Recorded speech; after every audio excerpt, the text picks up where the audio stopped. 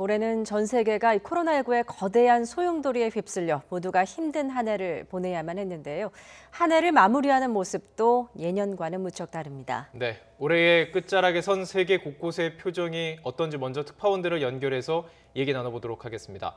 워싱턴의 강태혁 특파원, 베이징의 강성웅 특파원, 그리고 도쿄의 이경화 특파원 함께했습니다. 모두 안녕하십니까?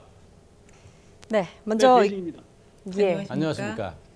먼저 코로나19 피해가 가장 큰 미국 상황부터 살펴보겠습니다. 강태욱 특파원. 올해 2천만 명에 육박하는 확진자가 나왔고 또 지금도 여전히 어려운 상황인데 한 해를 마무리하는 미국 사회 지금 어떤 분위기입니까? 네, 지난해 이맘때만 해도 대선을 앞둔 미국인들의 관심과 기대와 희망은 컸습니다. 하지만 지금은 코로나19 상황으로 미국인들의 사기는 바닥입니다. 말씀하신 것처럼 2천만 명에 이르는 감염자가 나왔고 사망자도 40만 명에 다가가면서 감염 최대국에 오명을 썼기 때문인데요. 개개인으로서는 언제 코로나19에 감염돼 가족과 친구를 잃을지 모른다는 불안감이 여전한 상황입니다. 내년인 2021년에 기대하는 희망은 크지 않습니다. 일상으로 복귀해 직장에 출근하고 가족과 친지, 친구들을 편안히 만날 수 있는 상황이면 된다는 것입니다. 조 바이든 대통령 당선인이 코로나19 극복을 최우선 과제로 삼은 것도 세계 1위 나라의 명성을 되찾기 위해서는 코로나19가 먼저 정리돼야 하기 때문입니다. 하지만 새해가 다가오면서 성탄절 연휴 여파가 이어져 하루 사망자 수와 입원 환자 수가 최대치를 기록하는 등 악화하고 있어 상황이 좋지는 않습니다. 보건 전문가들은 내년 1월에 확진자가 급등하고 2월에는 사망자가 급증해 하루 3,000명 이상에 이르는 끔찍한 상황이 벌어질 것이라는 전망을 내놓고 있는 실정입니다. 네, 그래도 미국 온 열말에 그 급물살을 탄 백신 때문에 내년에는 좀 상황이 나아지지 않을까 이런 기대감이 클 것 같은데요. 백신에 대한 미 국민의 기대 어느 정도입니까? 네, 정확히 가늠하기는 쉽지 않습니다만 기대가 큰 것도 반, 별 기대를 하지 않는 것도 반인 듯 보입니다. 일단 말씀하신 것처럼 백신이 코로나19를 끝낼 것이란 기대가 있습니다. 지난 14일부터 접종이 시작됐는데 애초 미국 정부가 제시한 목표에는 못 미치지만 순조롭게 백신 접종이 이루어지고 있고 부작용 등 백신 안전성을 저해하는 큰 문제가 나타나지 않고 있기 때문입니다. 예상보다는 늦지만 대부분의 백신 접종이 내년 여름까지 이루어지면 가을부터는 일상을 회복하지 않을까 하는 기대가 커지고 있는 상황입니다. 미국 정부는 7월 말까지 4억 회분, 2억 명이 맞을 수 있는 백신을 이미 확보했습니다. 하지만 한편에서는 백신에 대한 불신이 남아있는 것도 사실입니다. 마스크를 착용하라는 보건당국과 전문가들의 권고를 아예 무시하는 행태를 보이는 미국인들이 적지 않았고 이것이 코로나19 확산의 빌미가 됐는데요. 백신에 대해서도 아예 접종하지 않겠다는 미국인들도 적지 않기 때문입니다. 백신 접종은 대다수 국민이 맞아야 집단 면역이 가능한데 마스크에 대한 것처럼 백신에 대한 저항도 여전한 게 현실입니다. 백신 접종이 확대되면서 감염자나 사망자 확산세가 꺾이고 감소 추세가 이어지면 백신에 대한 불신도 급속히 해소되지 않을까 당국과 전문가들은 기대하고 있습니다. 이번에는 일본으로 가보겠습니다. 이경화 특파원. 일본은 물론 숫자로는 미국과는 비교가 안 될 정도로 확진자가 적은데 일본도 올 한 해 코로나19로 인한 사회적 파장이 무척 컸죠. 네, 그렇습니다. 전 세계 어느 나라나 마찬가지겠습니다만 일본 역시 코로나로 시작해서 코로나로 끝났다고 해도 과언이 아닐 겁니다. 지난 2월에 전 세계를 놀라게 했던 다이아몬드 프린세스호 집단 감염 사태를 기억하실 겁니다. 그 뒤로 이어질 코로나 사태를 예고하는 상징적인 사건이었는데요. 이것을 시작으로 국내 감염 확산에 무능한 대응으로 일관했던 아베 정권에 대해서 일본 국민들의 분노와 불안이 급속히 확산했습니다. 결국 지지율 급락과 총리 본인의 건강 문제까지 겹쳐서 7년 8개월간 이어진 아베 정권은 지난 9월에 막을 내렸습니다. 이 정권 교체 과정 속에 수십 년 묵은 일본 정치의 구조적인 문제도 다시 확인됐습니다. 당초 총리 후보로 거론되지 않았던 스가 당시 관방장관이 당내 주류 파벌의 담합으로 총리직에 오른 것이 그 대표적인 사례입니다. 스가 총리는 경제를 살려야 한다면서 논란의 여행 지원 캠페인을 강행하다가 전국에 감염이 크게 확산한 뒤에 거센 반대에 부딪혀 결국 중단을 선언했습니다. 소설가 무라카미 하루키 씨는 코로나 대응 과정에서 자신의 말로 국민을 설득하지 못하는 일본 정치인들은 최악이었다고 혹평을 하기도 했습니다. 이뿐 아니라 도장과 팩스로 상징되는 비효율적인 행정 역시 일본 사회가 뛰어넘어야 할 과제로 떠올랐습니다. 네, 지금 정리해 주신 대로 코로나19 발생 자체의 문제뿐만이 아니라 대처하는 과정에서 발생한 정부에 대한 불신, 또 이것에 대한 실망도 컸는데요. 일본 국민들 새해를 맞이하는 분위기는 어떻습니까? 네, 2020년 마지막 날인 오늘 일본 전국에서 나온 신규 확진자는 처음으로 4,000명을 넘어섰습니다. NHK 집계 결과 현재 4,500여 명을 기록하고 있는데요.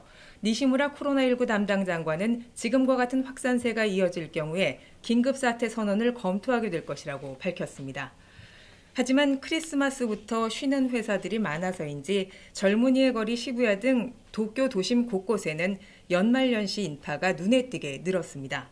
감염을 우려하는 목소리가 크지만 가까운 사람들과 함께 한 해를 마무리하고 싶은 마음은 코로나 확산 속에도 남아있는 것 같습니다. 일본에서는 새해 첫날 신사를 찾아서 건강과 행복을 기원하는 일로 한 해를 시작합니다. 도쿄 도심 메이지 신궁의 경우 지난해 300만 명이 넘는 인파가 신년 참배에 몰렸다고 합니다. 하지만 올해는 코로나 예방을 위해서 인파가 몰리는 새해 벽두를 피해 일찌감치 다녀가는 사람들이 늘었습니다.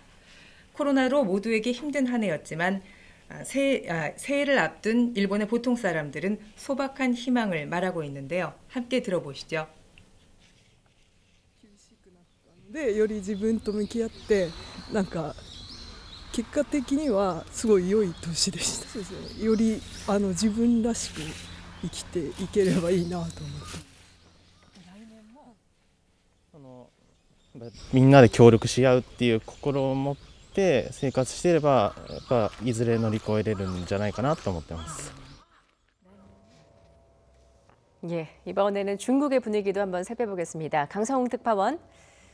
네, 베이징입니다. 예, 사실 중국은 발원지로 지목돼 있지만 의외로 올 한 해 중국은 코로나19의 타격으로부터 거의 벗어나 있는 모습이었는데 새해를 맞이하는 이 시점에 코로나와 관련한 중국 국민이나 또 정부의 분위기 어떻습니까? 네, 중국이 코로나19를 다른 나라에 비해서 조금 빨리 통제했다는 것은 사실입니다. 그러나 아시다시피 코로나19의 충격이 워낙 크기 때문에 완전히 이 상황을 벗어났다고 보기는 좀 어려울 것 같습니다. 우선 저희가 오늘 낮에 이 베이징 시내에서 만난 시민 몇 사람의 얘기를 잠깐 들어보겠습니다. 许多人去世了，然后我们国家疫情这方面，做得也很好，对抗疫情方面做得也很好。 中国人民的这种对于抗疫的市民们，大家自己无论是听从国家的这种号召啊，然后大家的团结和这种点滴的付出，其实都是特别温暖人心。今年就是有一个学期没有上，然后一直在家里休息，然后也没有做很多事情，比较遗憾。 네, 들으셨습니다만은 이 코로나19를 어느 정도 극복했다는 데서 오는 자신감도 느낄 수 있는데요. 그동안 있었던 중국 내에서의 어떤 희생자들에 대한 애도라든지 중국 국민들이 이것을 통제하느라고 애를 썼던 것에 대해서 서로 위로하는 그런 말을 들을 수가 있습니다.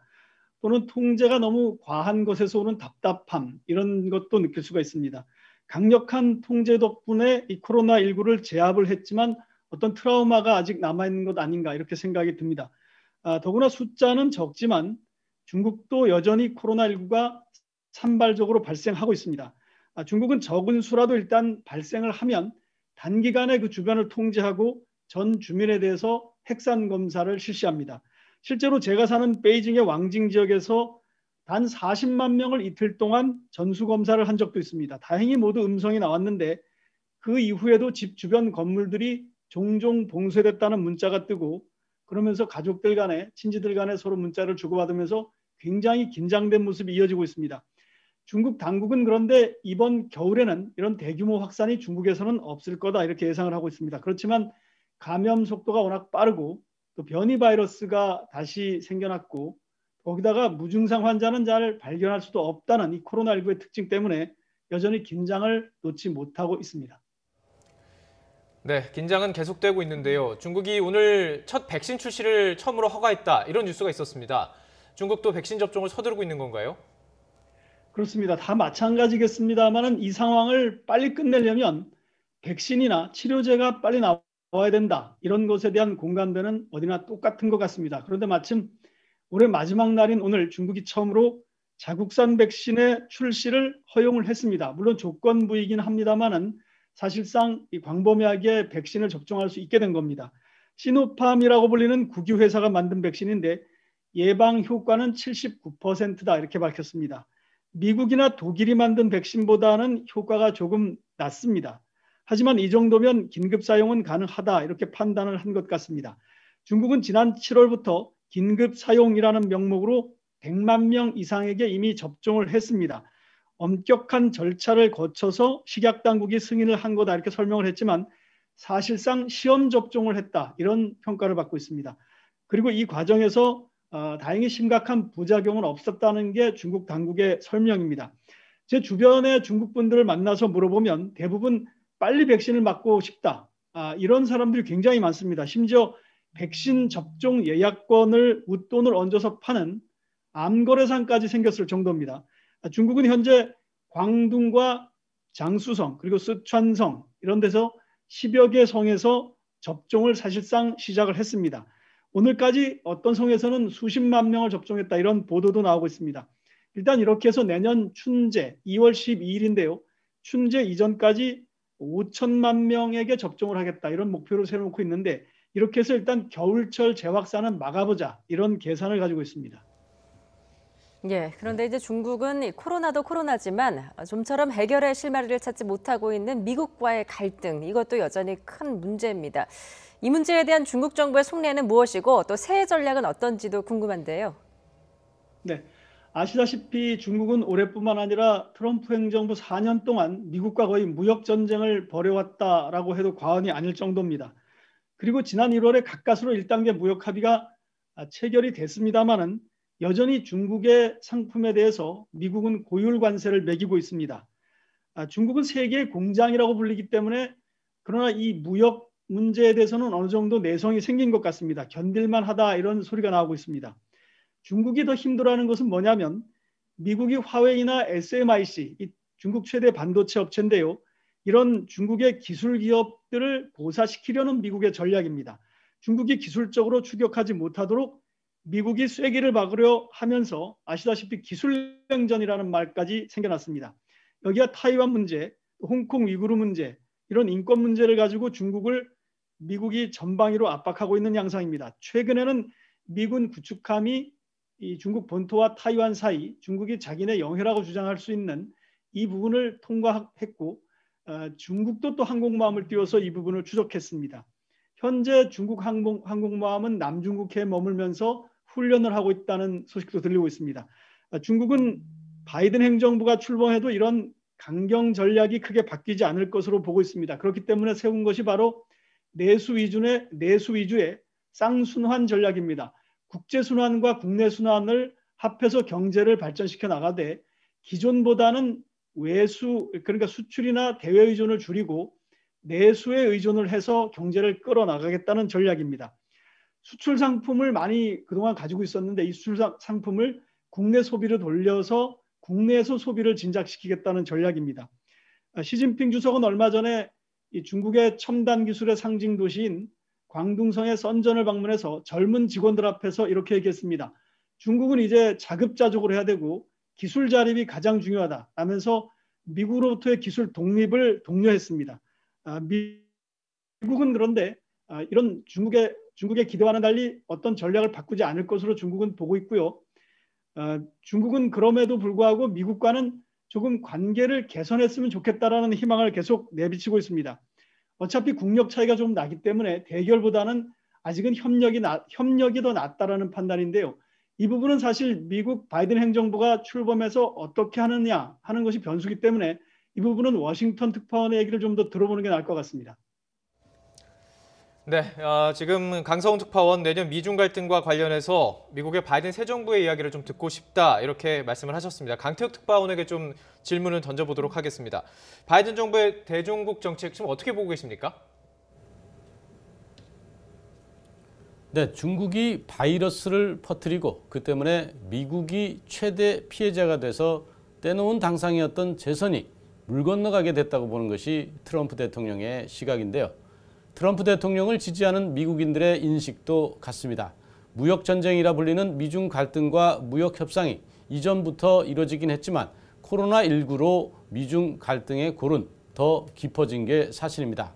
미중 갈등이 트럼프 대통령의 전략에 의해 확산한 면이 있습니다만 미국인 대다수의 인식에 기반을 두고 있는 것도 사실입니다.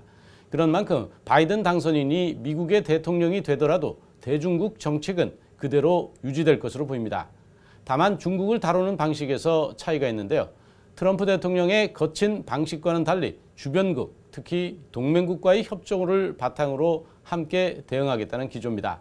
특히 우리나라와 일본 등 일본 태평양, 인도 태평양 지역의 국가와의 관계를 더 강화해 중국의 팽창을 막고 홍콩 사태에서 보듯 공산 정권의 이른바 폐악을 견제하겠다는 것입니다.